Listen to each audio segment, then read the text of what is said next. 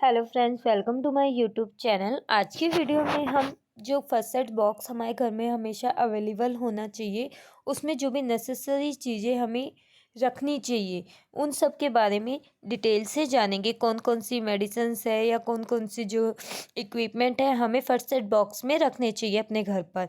तो सबसे पहले हमें एनर्जी के लिए ग्लूकोन डी जो है वो रखना चाहिए। इसके अलावा पेन रिलीफ के लिए हॉट बैग आते हैं, वो रखने चाहिए।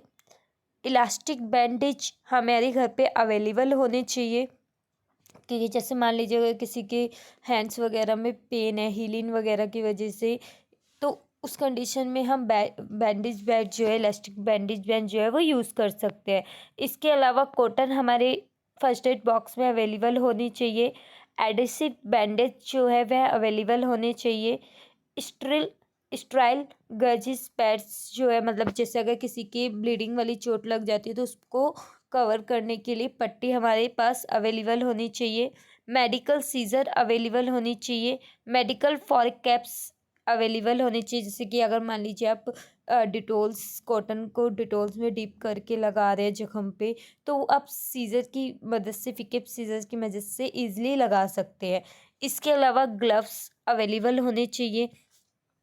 ग्लव्स के अलावा अगर हम मेडिसिन्स की बात करें तो पेंटो पेंटोप्राजोल 40 mg की जो मेडिसिन है वो अवेलेबल होनी चाहिए। ये मेडिसिन आपकी यूज़ की जाती है, गैस बन रही है, अगर एसिडिटी है किसी को, तो उस कंडीशन में आपकी यह मेडिसिन यूज़ की जाती है। इसको पेंटॉप 40, पेन 40, पेन डी, पेंटोस, पेंटो पेंटोसिड, पेंटोकाइंड के नाम से भी जाना जाता है। यह आपकी 50 रुपीज़ की मेडिसिन आती है, जिसमें 10 टैबलेट्स होती हैं आपकी 50 रुपीज़ में। इसके अलावा पैरासीटामोल की गोली जो है वो अवेलेबल होनी चाहिए। पैरासीटामोल को कैरोसिन, डोलो, कैलपोल, पैरासिप भी बोला जाता है। ये आपकी 500 mg से 650 mg में आती हैं। इसका यूज़ किया जाता है आपका फीवर, बॉडी पेन, हेडेक के उसमें। अगर इसकी प्राइस की बात करें तो ये आपकी 12 रुपये से 10 रुपये तक की आती है। 12 रुपये में आपकी 10 गोलियाँ आती है। इसकी डोज की बात करें तो आपको, जैसे अगर आपने एक मेडिसिन लिए तो सेकंड मेडिसिन में आपको 5 से 6 घंटे का गैप रखना चाहिए।